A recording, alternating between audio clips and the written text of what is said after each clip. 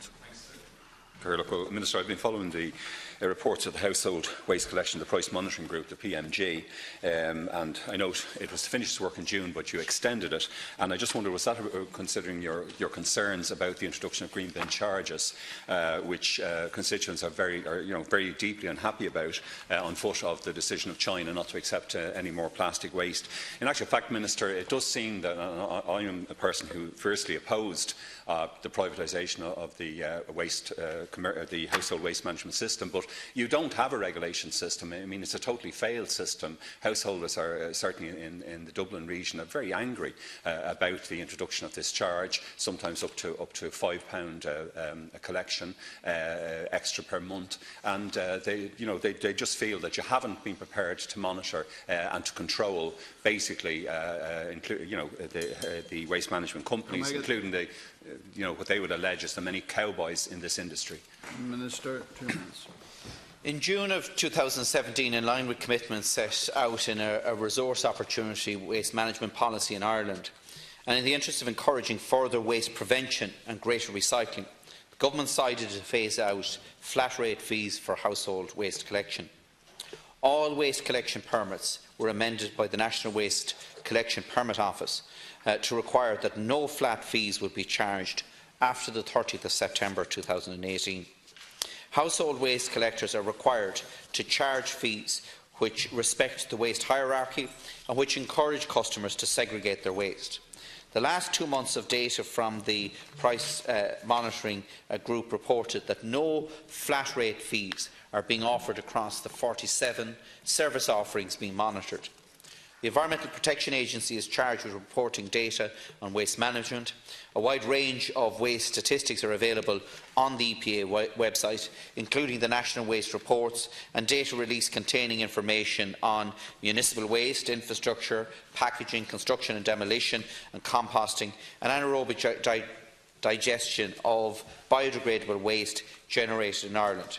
The most recent data indicates that the quantity of biodegradable waste, municipal waste diverted from landfill and sent for composting and anaerobic digestion increased by 19% between 2015 and 2016, from 194,000 tonnes to 231,000 tonnes. It is very important that timely and accurate data on waste is available so that policy decisions on waste can continue to be evidence-based. In this regard, a new national municipal waste characterisation study, which commenced in 2016, will be completed shortly. The last study was carried out in 2008, and it is anticipated that the changes in consumer behaviour, including products placed on the market and changes in waste policies and legislation, will have impacted upon the characterisation of waste since 2008. My department has also funded the provision of public information to encourage waste prevention and segregation through the Regional Waste Management Office and the Environmental Protection Agency. These initiatives include a national standardised list of items that can go into the recycling bin that is available at recyclinglistireland.ie, a master recycling programme in partnership with the environmental NGOs to roll out 650 workshops nationwide, Reuse Month, the annual nationwide campaign in October to promote reuse amongst households and businesses, the Stop Food Waste programme, which provides comprehensive information about food that is wasted and how to prevent it in both householders and businesses. And information is also available on how to use your organic bin appropriately at brownbin.ie. The abolition of flat rate fees, together with increased use of composting and recycling bins, continued awareness campaigns funded by my department, will assist Ireland in achieving the current and future EU waste targets. Deputy Broughan. I mean, are you not, in fact, achieving the direct opposite of what you wanted to achieve? I mean, we've had an increasing problem in our region with dumping on many amenity lands all over many of the Dublin constituencies, and I think the fact that people perceive now with the major charges on the green bin that we're constantly increasing prices, and that the market is dominated by a cartel, a small group of companies. I note For example, your own price monitoring group says that of 8 companies that have changed the prices, 6 increased their prices. I noticed, for example, there are about 60 waste management companies that yet your price monitoring group is only monitoring, I think, less than half of them, about 26 of them. Have you given any consideration, for example, to having a maximum amount or percentage to ensure that larger monthly costs couldn't be imposed on consumers? The bottom line is, of course, it's a bit like another part of your department, the communications area. Tariffs they're incredibly complicated and difficult for ordinary consumers from companies, as we know, that at least one famous case in the city seemed to have its headquarters in the Isle of Man, not in this country. We have a situation where prices inexorably are rising, and this, in fact, very often discourages people rather than encourages them to recycle. Minister, 1 minute. The reports of each of the price monitoring group reports have been published on our department's website, and it has shown that there isn't price gouging across the sector. And in some cases, yes, there have been some increases, some of them very marginal increases. In other cases, there have been reductions. And all of that data has been collected anonymously by an anonymous shopper that is potentially purchasing these services. And it is monitoring across the spectrum of companies that are involved in it. But there is a separate independent review of the household waste collection system in this country being carried out by the Competition and Consumer Protection Commission at the moment. That's expected to be completed by the end of this year.